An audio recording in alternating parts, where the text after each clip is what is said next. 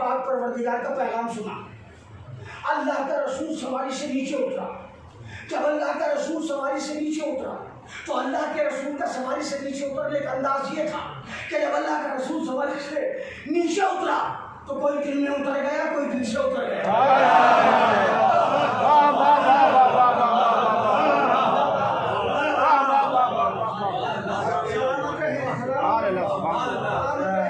देखो यार, मेरी समझ में नहीं आता, मैं हदीस पढ़ रहा हूँ, फिर भी कुछ लोग ऐसे बैठे